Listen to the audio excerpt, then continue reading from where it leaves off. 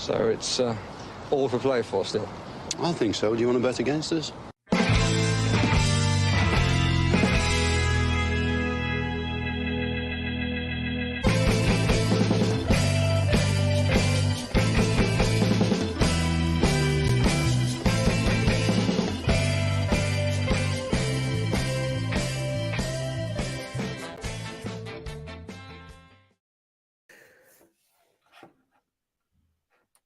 Hello, everybody, and welcome to For the Love of Paul McGrath podcast. Out of sheer and utter boredom on this wonderful Sunday, because it is absolutely freezing here in Ireland. I don't know what way it is in whatever part of the world you're from.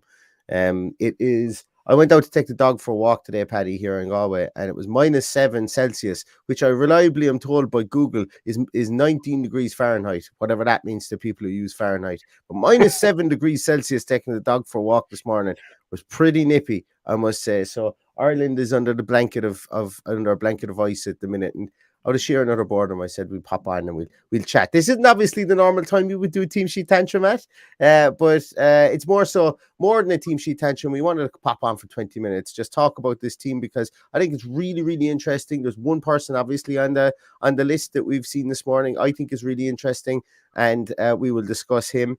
And also just discuss, I suppose, really a pivotal 48 hours for one Aston Villa player in particular, and also for I suppose, English football itself as well. So, Paddy, first of all, let's take a little look at the team sheet, because, as I say, I'm really interested in this team sheet that we've seen today. And for those of you that haven't seen it, let's bring it up on the screen. Oh no, wrong button. Aston Villa official, here we go. So I think you guys should be able to see that now. Yes, there we go. So we've got Robin Olsen in goals, Ashley Young, Kanzat Mings and Dina. We've got Johnny McGinn, Kamara, Douglas Luiz, Arjen Reiki is in, and he's the guy that obviously is the person I want to talk a good bit about, because he seems to be getting a lot of a push under Unai Emery, and he's in there with the boys today. Like, he's in there with pretty much the strongest team that we could have put out, and the team is rounded off with Leon Bailey and Ollie Watkins. The substitutes, we've two goalkeepers on the bench. We've got Philip Marshall, we've got Ollie Zeich, Josh Feeney is there, Callum Chambers, Lamar Bogard, Augustinson, Seb Revan, Nakamba, Cade Young, Tommy O'Reilly, Archer, and Ings. I know a lot of people wanted to see Archer get some minutes. I think he probably will get minutes in this game. I will watch this game, which is on at 10 minutes past 2. And don't forget that you can sign up for this on Aston Villa on AVTV, or Villa TV, I think now. If you're in UK and Ireland, and you can watch it, and any of the money that you donate towards watching this game will go towards food banks in the United Kingdom. I'm going to say it, food banks. It's shit that they're there in the first place, but since they are there, I think donating to them specifically at times like this, when everybody needs something, I think it's a great thing for Aston Villa to do, that all the money will go towards food banks. Don't get me wrong, it's shit that people need to use them. It's shit that anybody needs to use a food bank in 2022. But while they are here, it's a needed service for a lot of people, and fair play to the club for initiating this and putting the money towards this. So, Paddy, talk to me about it. Like, this isn't like Arjen Reiki. He got more than a run against Brighton during the week, and also, if I'm not mistaken, he was involved in the Cardiff game before we left. Is this a sign that maybe Unai Emery sees something in him? Well, I think he's been knocking on the door for a long time. He's obviously a really good talent. He had a decent loan spell last year. He's been kept around the squad for a reason. So, like, I suppose needs must. Like, he may as well have a look at him today than throw him in there against Liverpool or Spurs, or maybe he'll put him in against Villarreal next week as well. But the guy is obviously a talent. He's been talked about, very highly at all levels of punditry. So, yes, I think he sees something there, and I think it's somebody who we might see in around the squad when we do return to Premier League action. I'm loving that he's getting and that was very Brian Kerr of me there. If anybody knows Brian Kerr, I'm loving that is what he always says before he starts talking about a player. So maybe I am turning into Brian Kerr. And no, well, Brian Kerr of the early '90s and mid '90s. I wouldn't mind being him as a footballing coach, but Brian Kerr the pundit sometimes, maybe not so. But I think it's great to see him in there. He's got the physical build. Look, he's all there for a 19, 20-year-old kid. He's all there. He's a fully grown adult, so having him in there, we all know he's a metronomic passer as well when the ball comes to him. He looks like he's been played a bit further forward. If this is the 4-2-2-2 system that Unai Emery plays, and I've no reason to believe that it isn't, he's going to be played in that further forward role. So having that, he's a quick passer of the ball as well. I like about Reiki. We saw him playing at his own level at his own age group for the youths last season. That's what he did. He moved the ball quickly. He took this, not even so much the simple pass, but he took the high percentage pass with regards to, the one that was most likely going to be there. And he made it quick, and he started moves. He initiated moves. He was a contributor to an awful lot of moves in the mid phase as well, which is really important, because what you tend to see in the Premier League, and this is something I've been bitching and moaning about quite a lot off camera, is you're beginning to see players that are very manufactured in with regards to, okay, I'm only allowed to start moves, or I'm only allowed to get on the end of crosses, or I'm that guy that has to maybe end up going wide and cross the ball in. So people become kind of almost manufactured in what they can do, and then they become devoid of a rounded skill set. And it's something that the over coaching, I suppose you could call it, even though I hate that phrase. I don't think it's a thing. When you look at someone like Aaron Reiki, he contributes mid-phase, initiates it within the phase, and I'm hoping now that we see him with the first team to be that guy who comes up and starts maybe laying on passes for assists, or maybe even taking shots himself, because look, we're obviously not going to see Coutinho on this trip. There's no Buendia here today. So it's a prime opportunity for him to go out and show what he can do, and I'm delighted. And specifically when there's other guys in the bench there that you could bring in, and you could maybe put him into that position and see what they can do. He's not like, it looks that Emery isn't going to push McGinn into that position and play someone like Nakamba. So go out there and grab it with both hands, Mr. Reiki, and become a fixture and get that number down from 55. Yeah, look, he's obviously a very special talent. British Mick says in the comments there that he's surprised how few people from Indian Pakistani descent don't play in the, he has potential to be a trendsetter there. I know we have the guy at Leicester, Chowdhury. Name escapes me, Chowdhury. Yeah. And there are Zesh Rahman. Was it Rahman or Raymond? I can't remember. He played with a couple of teams in and around the Premier League before.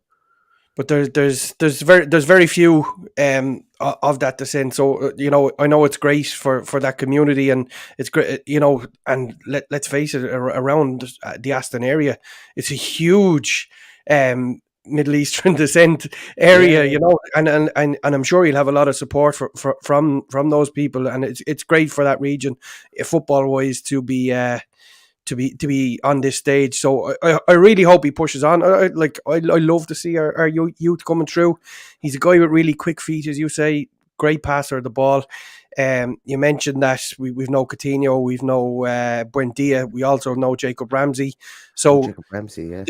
There's a lot of people ahead of him, so it's good if he can take his opportunity here. I think we're in for big things with these youth players, and there's a few of them on the bench as well, in Seb Revan, Tommy O'Reilly, to name a couple. Yeah, obviously Chelsea are, I'm not going to say decimated, because look, a lot of their players have been playing in the World Cup, or on the way back from the World Cup, or still involved in the World Cup. But this is the team that they have out today. They've got Bettinelli in goals, obviously. Played Premier League football previously. We've got some guy by the name of Brookings, some guy by the name of, I'm sure we're going to find out about how good all these players are, because Chelsea have an absolutely savage academy. It's a wonder that their team isn't just 1 to 11 with great players, because the amount of players they lose young that go on to other academies or go on to the continent and start playing is phenomenal at the moment. serious credit to Chelsea. But then again, they obviously, we can turn around and we can give out about how many loans they make players go through before they prove themselves to get into the first team. I would like to see that change with them from a betterment of English football point of view, I think. But you've also got guys there like Chalobah is in there, Cucurella is in there, Webster, Jorginho, we all know, and then obviously up top they've got Broja and Aubameyang, so they're not going to be stuck for firepower up front, and Villa are going to need to be on their toes. They're going to be a really interesting watch. There's a guy on the bench. Well, there's a guy who isn't on the bench. There's a guy who isn't on the bench. I actually can't read that, so I was waiting on you to read it out just to make sure. There's no Carney on the bench, and you must wonder, I suppose, what's like. I'm not. Nobody's kicking the boot into Carney. He made his own decision, and that's fine. Let him do whatever he wants with regards to that. We got good money for him. I think it was, Neil, I've no problem with you kicking the boot. I have no problem with you kicking the boot. I look, as I say, he'll either make it or he won't. But it's up to him now. It's not up to us. He's less likely to make it where he went. He's going to go out on loan in the new year. And that's the thing. They changed their managers like you change your underwear. It's a joke of a move for him. And you change your underwear only once every 18 months. Pardon? You only change your underwear once every 18 months? They don't keep their managers 18 months. But no, I know what you're saying. But look, he's not there. And look, it's fine. Look, it can be a talking point for some people. But for me, look, he'll either make it or he won't. Just the exact same thing if he was stayed with Aston Villa. If Villa had signed him to the 100 grand a week contract that he wanted, who's to say he wasn't going to up sticks and go, fuck this, I've made my money, I'm not going to play. He's either going to force his way into a team somewhere, or he's not going to play in the Premier League. And look, I think it's fully on the pressure that he's heaped on his old shoulders by being a £20 million player at the age of 18. He backed himself, and it's up to him now to he's put all his chips into the middle of the table. It's up to him now to do it. But the guy that I want to bring your attention to on their bench, who I think is brilliant, is Casedi or Casadei. I don't know how to pronounce it. I'm not sure, but he's an Italian guy on the bench there for Chelsea. Very highly thought of. He's another guy who went under the radar that they spent money on, and they brought him in and around the same time as Chukwuemeka. So keep an eye out for him if he does come on. Tasty player, and they were like they rave about him in Italian football. So interesting to see what the situation is there. But yeah, I'm just conscious the match is on in 7 minutes, Paddy. So I'm gonna fly on to the next little topic that we had. Paddy, talk to me about Emmy Martinez. And I've been doing a small little bit of a troll job on Paul Robinson. You guys might remember about a week ago I put up this thing where Paul Robinson was basically shitting on goalkeepers. He was saying that Fabianski was Flapianski, he called him. He said that Emmy Martinez was only a semi-decent goalkeeper, Martinez goes out and he's had a very good World Cup. He saved 2 penalties. I asked Paul Robinson what he thought of those saves and if he changed his mind, and we'll see if he comes back at this moment in time. But Emmy Martinez keeping the dream alive for Leo Messi. Yeah, and look, it's no surprise to us that he's going to be in that position. He was always set up to be the hero. I'm sure, as you know, and anyone close to me knows, I backed him to win the Golden Glove in the World Cup. I questioned whether I should cash out after the other night, but and to be fair, Bono has given him a run for his money in the Moroccan goal too. I think Bono has it sewn up regardless of what happens. I think they've just been such a success story. Yeah, no, it's incredible. And look, I'm one of Emmy's biggest fans. I absolutely adore the guy. He's just, the only thing I would be concerned about is he lost control a little bit in the interview afterwards. I hope they keep it together. And you know what? To a certain extent, he was right to do it, but part of me believes that the eye isn't on the ball if you're focusing on other stuff like that. So I hope they keep their head together, and I hope they go on and win it for Villa's sake and for his sake, and for, obviously, I'm a big Leo Messi fan, so I hope that he could finally go and win a World Cup. Yeah, I really do so too. Yeah, and like you guys are probably sick of hearing me say this, and actually I won't. I'll bring his name up, and I'm going to speak about somebody else who you're probably sick of hearing me say it about in a moment. But I really hope Argentina go and win this. But prior to this, I think everybody, or the majority of people who would be watching us today, are hoping that maybe England would go and win the World Cup. And unfortunately for those England fans, they were knocked out by the old enemy in France or one of their old enemies in France, because I think it's really Germany are the old enemy when it comes to football with regards to England. But France winning yesterday 2-1, Harry Kane missing that penalty, skying it over the bar. I would have put all the money in my bank account on Harry Kane to equalise there, and very uncharacteristic miss from him. Look, I suppose that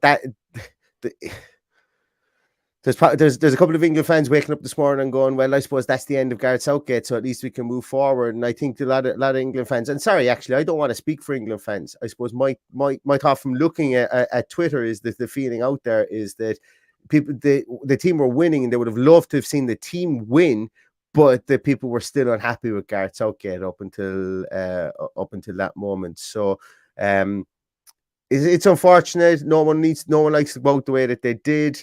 And I think one of the big things that will be discussed with this World Cup is refereeing decisions. I personally didn't. I don't know. That the push on Mason Mount probably was a penalty. I know I'm not going to make any friends for saying that. I'd be open arms if put it this way, if Thiago Silva did that to Ollie Watkins in the box, I'd be screaming for a penalty all day long. Yeah, but we wouldn't get it. But that's exactly. But I don't think. I think in the Premier League that probably wouldn't be a penalty in the fact that he's getting nowhere near the ball. If they look a little bit closer, there was contact on the shoulder as well, which was what he was trying to do, albeit that the arm hit him in the back. So I think by the letter of the law, it's a penalty. But if Thiago Silva did it to Ollie Watkins, as he said, he probably wouldn't give it. Yeah. But look, it's unfortunate because I think as a spectacle and as a game, and as far as excitement goes, for me, I didn't see a whole pile of this World Cup. I'll put my hands up and be honest. I saw the evening games most days. Watched the weekend games, but for me that was the highlight of the World Cup. I just enjoyed the intensity of the game. Yeah.